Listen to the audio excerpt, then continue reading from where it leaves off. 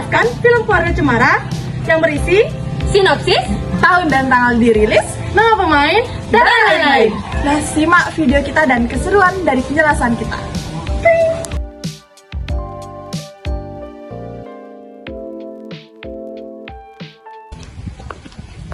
Hai guys, Perkenalkan, nama saya Niputunita Adrisi Putri dari partner saya. Digus Timur Agung Kapradana. Nah, kali ini kita akan memberitahu kalian siapa sih itu penulis naskah dan nama produser dari film Keluarga Cemara. Nah, untuk penulis naskah itu sendiri, yang pertama itu ada Yandi Lawrence dan yang kedua ada Ginatri S. Noer. Dan partner saya akan memberitahu kalian siapa sih itu produser dari film ini.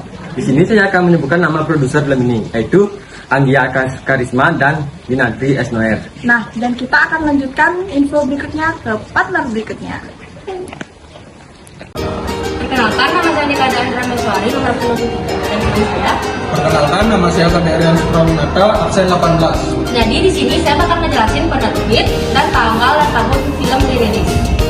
Film Keluarga Cemara pertama dirilis pada tanggal 29 Oktober 2016 dan yang kedua dirilis pada tanggal 3 Januari 2019. Dan teman saya bakal ngejelasin nama sutradara dan perusahaan yang terkait.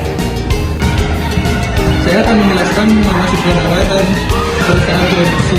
Nama sutradara Yandi Lawrence, perusahaan produksi Visi Nema Picture dan Paskus.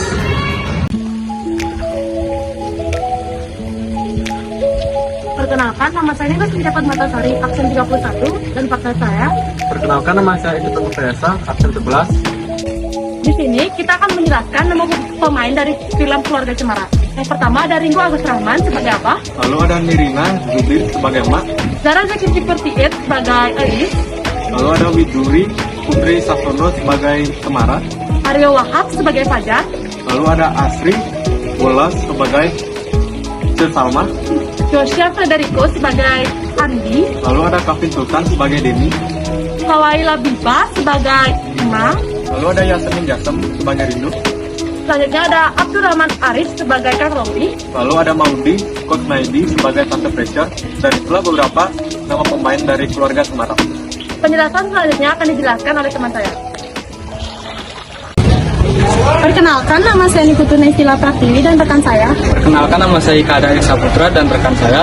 Perkenalkan, nama saya Kemang Krisna Marita Putri. Jadi di sini kami bertiga akan menjelaskan tentang sinopsis Keluarga Cemara. Ada sebuah keluarga inti yang tinggal di Jakarta dan harta benda mereka ludes akibat ditipu oleh keluarga mereka.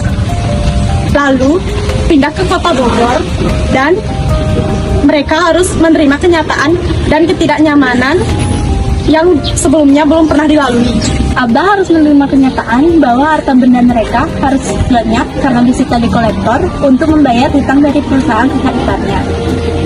Bersama istri dan anaknya, keluarga kecil ini harus pindah ke rumah ayah dari Abah di suatu desa terpencil yang terletak di desa Kabupaten Bogor.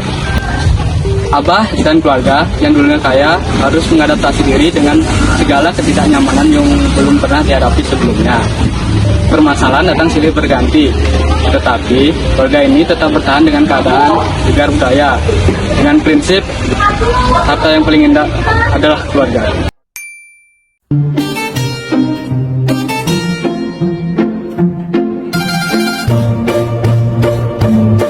Nah, di sini saya akan melanjutkan tugas 2 dari referensi film, yaitu sebuah sinopsis film dengan berupa deskripsi singkat penulis tentang berjalannya film ini dari awal hingga selesai. Saya akan membacakan beberapa saja dan nanti akan dilanjutkan oleh rekan-rekan saya. Nah, dalam film ini, Visi Nema Picture mempercayakan Yandi Lawrence sebagai sutradara. Kemudian, Ringo Agus Rahman sebagai Abah, Nirina Zubir sebagai Emak, Adisti Zara JKT48 sebagai Elis, dan Widuri Putri sebagai Ara. Film tersebut dibuka dengan penggambaran sosok Abah yang jarang meluangkan waktu bagi anak-anaknya. Misalnya, saat Elis tampil di kontes modern dance, ia sangat berharap Abahnya datang ke sekolah untuk menonton pertunjukannya yaitu. Namun, hingga penampilan selesai, kursi yang telah disediakan untuk abahnya tak kunjung terisi. Maklum, sosok abah yang bekerja di perusahaan konstruksi membuatnya menjadi orang sibuk. Susah meluangkan waktu, termasuk bagi anak-anaknya sendiri. Selain itu, untuk menegaskan keharmonisan keluarga, emak ditampilkan sebagai ibu rumah tangga yang bahagia. Kemudian, Eis bersekolah di SMP favorit dan aktif dengan modern dance-nya. Sedangkan Ara sebagai siswi SD yang berkepribadian polos dan ceria. Tak lama setelah itu, keharmonisan ini dipertontonkan. Tiba-tiba saja alur ceritanya itu berubah. Masalah mulai muncul, kehidupan nyaman mereka berubah 180 derajat tepat di hari ulang tahun Eis. Hari itu, rumah mereka disita akibat abah yang ditipu oleh iparnya sendiri. Abah pun mengajak keluarganya pindah ke rumah warisan yang sangat jauh di kota. Semuanya mulai berubah, pun mereka mesti menerima dan berdamai dengan keadaan serta diri mereka sendiri. Hidup yang dulu serba mudah, berubah menjadi serba susah. Eis yang dulunya bersekolah di SMP favorit, mesti pindah ke sekolah yang biasa-biasa saja. Lebih jauh, ia harus kembali beradaptasi dengan teman-teman di sana. Dan beradaptasi dengan anak desa, bagi anak kota seperti Eis tidaklah mudah. Akan tetapi, teman-teman yang baik dan ramah serta dengan senang hati mau membantu Eis, mempercepat dan mempermudah proses beradaptasinya itu. Kemudian, Abah juga harus bekerja sebagai tukang bangunan untuk menghidupi emak, Eis, dan Ara. Saking kerasnya bekerja, Abah sempat terkena musibah di tempat kerja barunya itu. Kira-kira apa ya? Buruan ke bioskop, hehehe. Baik, lanjut emak. Sebagai istri yang baik dan sayang keluarga, juga mencoba membantu abang untuk menghasilkan uang bagi keluarga kecil mereka. Ia menjual opak sejenis kerupuk emping. Eis juga membantu emak untuk memasarkannya di sekolah barunya. Meski di awal, Eis masih malu-malu dan sungkan menjual opak di sekolah, namun berkat kedua teman perempuannya, dia akhirnya mulai berkembang. Selanjutnya, Ara. Meski Ara masih anak-anak, bukan berarti ia tak merasakan kesusahan apapun. Dalam suatu dialog terungkap bahwa Ara mesti menempuh perjalanan yang jalan untuk mencapai sekolahnya dengan berjalan kaki setiap hari. Tak seperti dulu, kala Abah masih memiliki mobil, sehingga bisa mengantarnya setiap hari. Baiknya, Ara tak pernah mengeluhkan itu sebab memang tidak ada scan yang diperlihatkan terkait hal tersebut. Hal itu sepertinya untuk mempertegas karakter Ara sebagai anak yang manis dan baik hati, dan bagiku itu berhasil. Ara memang selalu tampil sebagai penyejuk bagi beberapa masalah yang dialami Abah, emak, dan kakaknya. Film bertema keluarga ini tak hanya menyajikan kisah sedih dari keluarga yang bangkrut, tetapi tambahan bumbu komedi membuat film ini terasa makin pas buat ditonton bersama keluarga dan sahabat terdekat. Yang paling sering mengocok perut tentu saja peran Ceu Salma yang dimainkan Asri Welas. Gaya mimik wajah dan beberapa dialognya berhasil membuat penontonnya tertawa. Dari cerita sedih yang berhasil membuat menangis dan kelucuan yang berhasil membuat tawa, tetap saja ada kejanggalan dalam film ini. Hal ini terlihat ketika Abah masih berharap masalahnya di kota bisa cepat selesai dengan bantuan pengacara.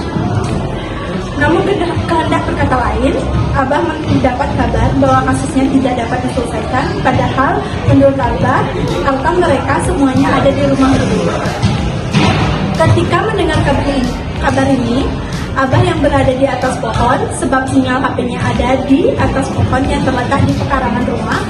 Mereka sementara itu, emak, Eis, dan Ara, dengan wajah sumringah dan penasaran ingin mengetahui bagaimana perkembangan kasus tersebut. Melihat wajah penasaran itu, membuat Abah terpaksa berbohong mengenai kasus yang tidak dapat diselesaikan. Tapi di adegan selanjutnya, Abah menceritakan tentang kebenaran kabar tersebut. Jadi, untuk apa Abah berbohong jika ada adegan selanjutnya? Secepat kilat, semuanya dibuka.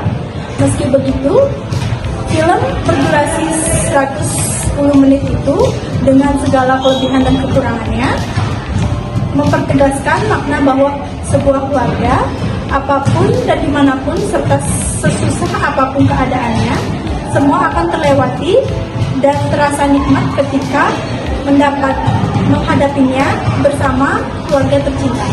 Selamat ulang tahun. Terima kasih. Sebuah warisan dari ayahnya, namun dia Di sini saya akan mengulas film Keluarga Cemara dari sudut pandang penulis. Abah sangat ingin bertahan setelah rumah dan pasca hartanya disita oleh debt collector untuk membayar hutang perusahaan yang disebabkan oleh kakak iparnya. Dengan cara pindah sementara ke rumah di desa terpencil di Jawa Barat. Rumah itu merupakan rumah masa kecil Abah, sebuah warisan dari ayahnya. Namun dia menghadapi kesulitan karena kasusnya kalah di persidangan dan keluarganya terancam selamanya hidup dalam kemiskinan di desa itu. Jadi di sini saya akan menyampaikan pesan moral dari film Keluarga Cemara. 1. Jangan buat janji kalau tak bisa menepati. Janji adalah jaminan lisan kepada diri sendiri atau orang lain tentang sebuah komitmen yang telah dibuat dan akan ditepati. Sebuah janji dapat menjadi komitmen yang kuat dalam beberapa hal. 2. Persahabatan. Di film ini, Ara bertemu teman baru bernama Ariel di sekolah. Kedua bersahabat dan menjadi dekat. Bunda Ariel satu-satunya sahabat yang percaya dengan Ara. Kepercayaan ini selalu membuat Ara berani berpetualang dan nekat kabur dari rumah. Persahabatan Ara dan Ariel ini bisa menjadi contoh positif bagi anak. 3. Saling percaya. Masalah di keluarga Abah terjadi karena tidak ada rasa saling percaya. Abah menganggap Ara berbohong. Akibatnya, Ara menjadi sedih dan marah. Rasa saling percaya menjadi penting dalam sebuah persahabatan atau menjalin hubungan dengan orang lain. Bunda perlu menjadi pendengar yang baik untuk bisa mempercayai anak. Sebaliknya, hubungan bisa rusak bila rasa saling percaya hilang. Untuk membangun rasa percaya ini, Bunda bisa menjadi si kecil untuk bertanggung jawab dan jujur. 4. Selalu ada untuk anak. Banyak ilmu parenting bisa Bunda dapatkan dari film Keluarga Cemara 2 ini. Salah satunya adalah bagaimana orang tua harus selalu ada untuk anaknya. Peran orang tua sangat penting. Bunda cuma sebagai pendengar yang baik, tapi juga membantu anak mencari solusi masalah yang dihadapinya. Anak-anak tertarik untuk belajar bagaimana memperhitungkan kesulitan hidup untuk membangun ketahanan emosional mereka. Orang tua dapat membantu anak-anak dengan berbicara kepada mereka.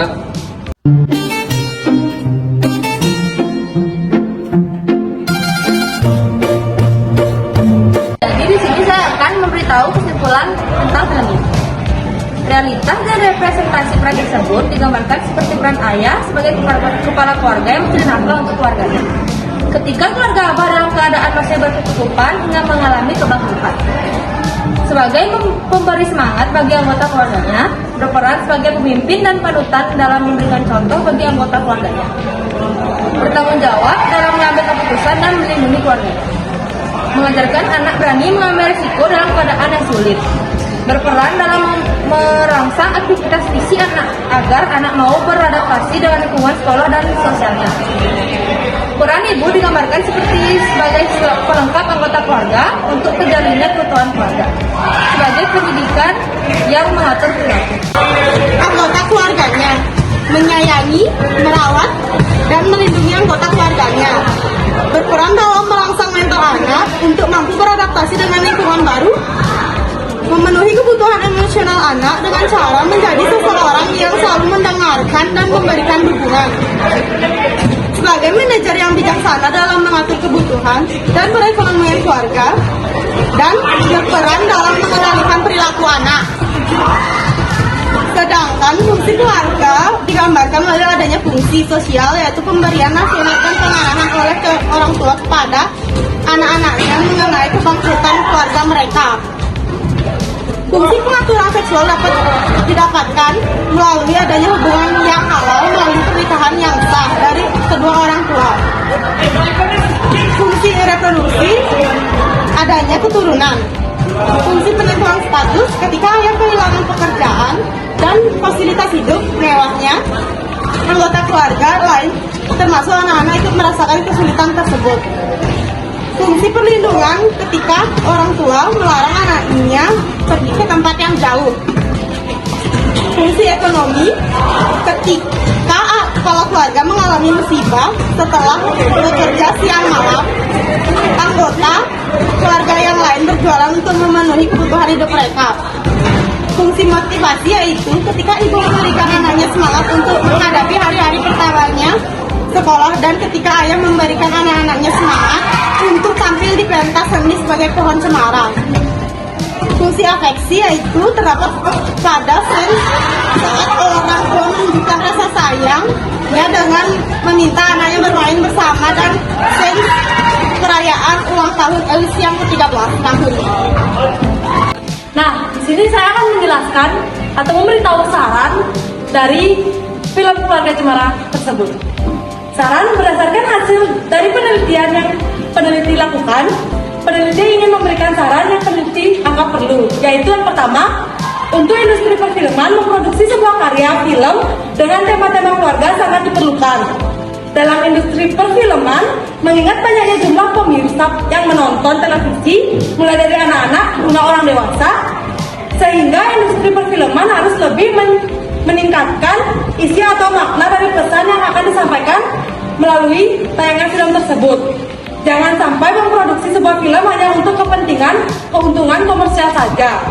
Yang kedua, bagi masyarakat, khususnya orang tua di Indonesia, bisa menjadikan penelitian ini sebagai bahan bacaan dan pedoman dalam bersikap sebagai orang tua ketika mendidik anak-anaknya. Tidak di semua situasi harus menerapkan peran, fungsi, dan modal pengasuhan yang sama, tetapi harus memperhatikan situasi dan kondisi yang sedang terjadi pada saat.